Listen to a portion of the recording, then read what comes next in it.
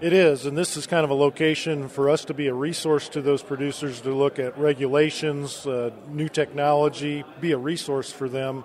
And if we look back at the Livestock Management Facilities Act, when producers expand or build new facilities, there's requirements that they have to fulfill. So our goal is to help them through that process.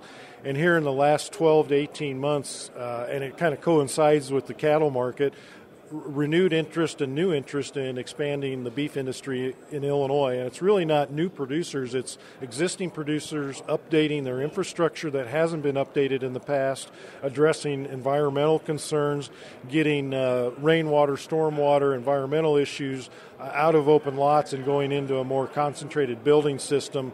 Even though they might have those, the technology, whether it's a hoop structure or a rigid monoslope, or even now with slatted barns and deep pits, it really goes back to the manure value, retaining the nutrient value of that manure, utilizing it the right way, getting cattle out of the environment, and increasing performance.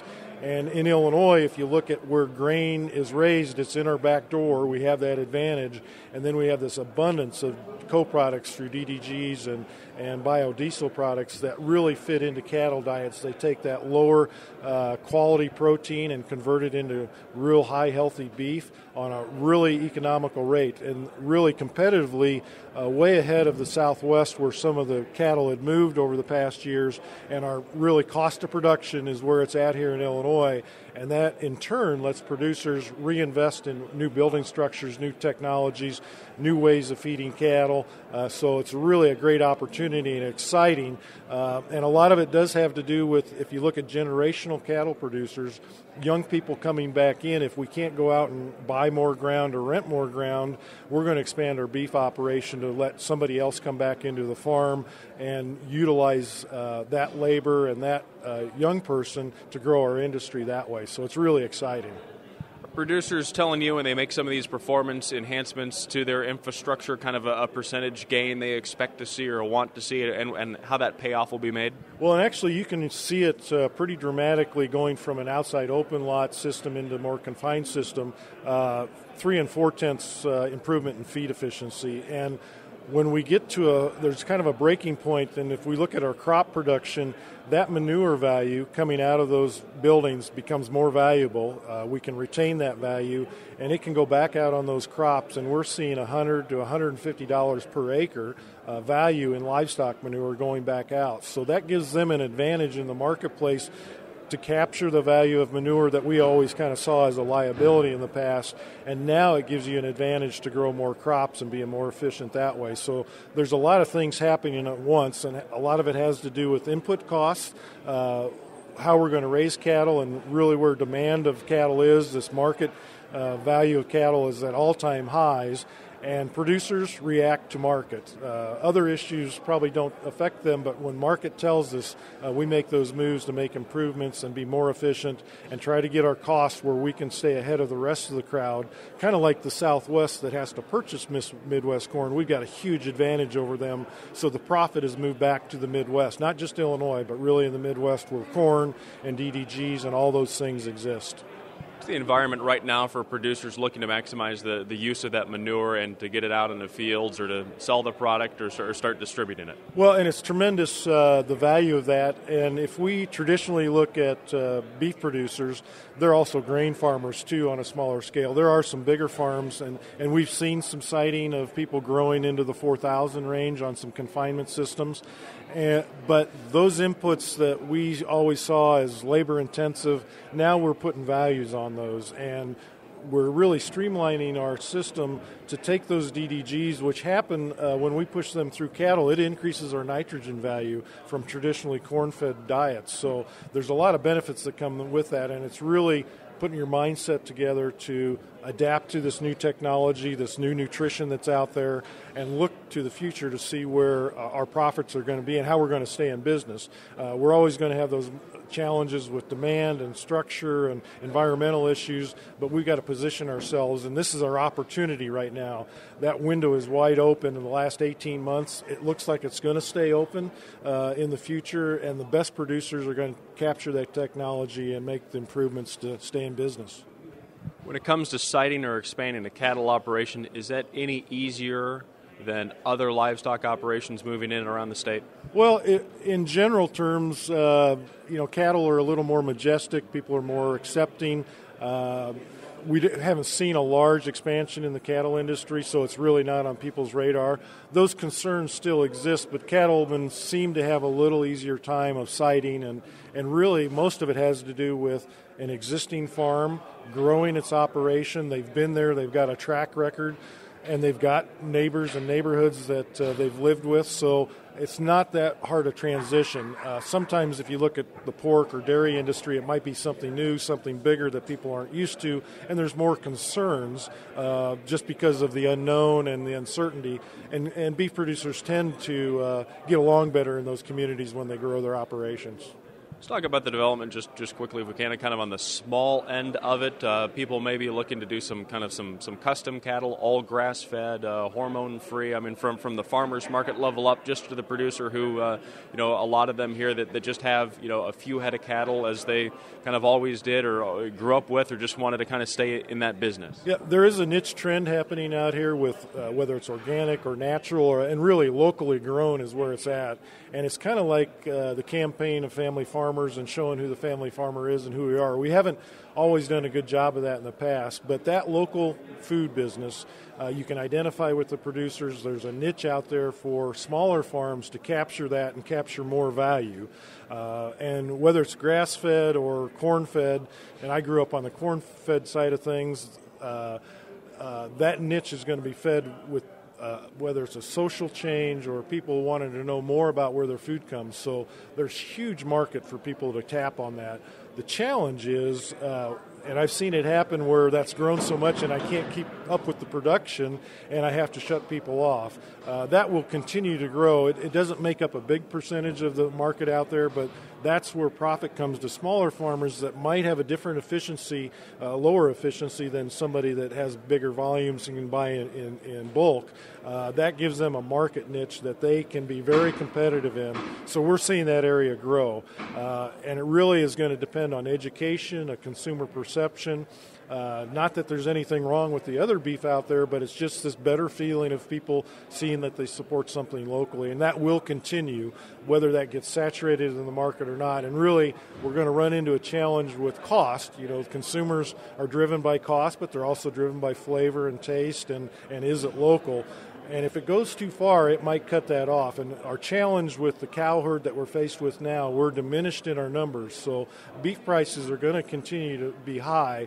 There is a bit of a concern about cutting off demand when we get too high, and are the competitive meats behind it, pork and poultry, going to fill those gaps. So we've got to be careful that we don't go too far with price. But really, it all goes back to cost of production and can I be viable in my market, whether I'm a large producer or a small producer, and we're going to find any avenue to address that. From the smaller producers to the larger producers, individuals, cattlemen you talk to interested in export markets and the hopeful explosion of U.S. beef overseas? Well, and that's really what everybody has to get their head around. When we look local and what I do on my farm or what producers do here, it's tough to get a handle on what exports are doing and how I impact them with my farm no matter what size I am. But the export market is at an all-time high. We're in a great place in meats, of U.S. meats being exported. And it goes back to whether it's a political issue, and we're walking a fine line there, because if that stops one day, it all crunches back on us. Now, the local, more independent guy that sells meat locally probably has an advantage because that export thing doesn't affect his market if he direct markets to local people. So the larger farms that are dependent on the larger meat packers, much more critical for them and how that business goes. But what happens is it's a meat demand issue worldwide.